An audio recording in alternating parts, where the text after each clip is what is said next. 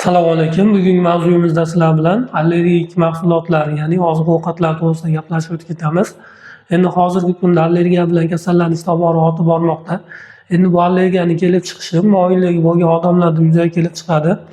Endi bu allergiya keltirib chiqaradigan oziq-ovqat mahsulotlariga keladigan bo'lsak, hayvon mahsulotlari, hamda o'simlik mahsulotlari, hamda sun'iy tayyorlanadigan oziq-ovqat mahsulotlariga bo'linib ketadi.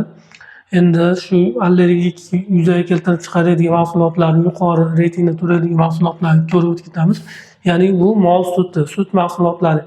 Ya'ni buni tarkibida kazein moddasi bor. Bu kazein moddasi allergiya keltirib chiqaruvchi omil hisoblanadi. Keyingi mahsulotimiz bu tuxum mahsuloti. Ko'pincha tuxumning oq qismida oqsil moddasi ovalbumin bo'ladi. Bu ovalbumin allergik holat keltirib chiqaruvchi omil hisoblanadi. Ko'pincha yosh bolalarda yuzaga keladi. Katta bo'lgandan keyin bu yo'qolib ketish holatlari yuzaga kelishi mumkin. Keyingi mahsulotlarimizga keladigan bo'lsak, baliq hamda dengiz mahsulotlari, ya'ni baliqda ayrim turlari allergiya keltirib chiqarish omili bor.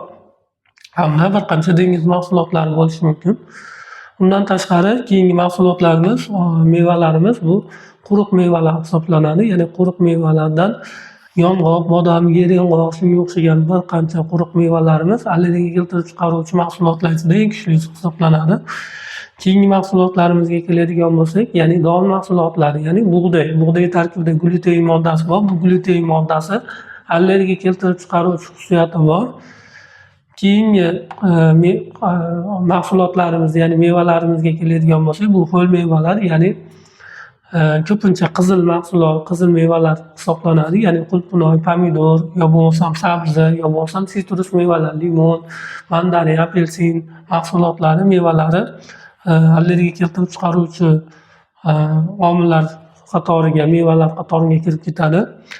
Keyingi allergiya keltirib chiqaruvchi mahsulotlarimizga keladigan bo'lsak, bu shirinliklar bilan bog'liq, ya'ni shokolad, kakao, shunga o'xshagan kofe mahsulotlari tarkibida geteobramin hamda kofein moddasi bo'ladi. Shular allergiya keltirib chiqaruvchi omil hisoblanadi.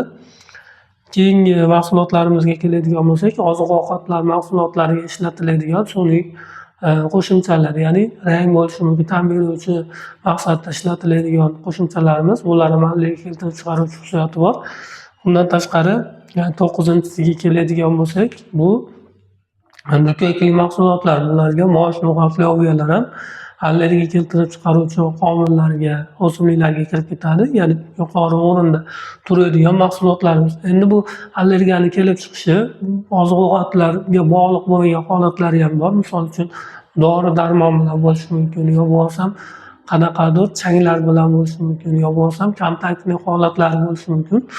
Bu mahsulotlar bilan bog'liq holat edi.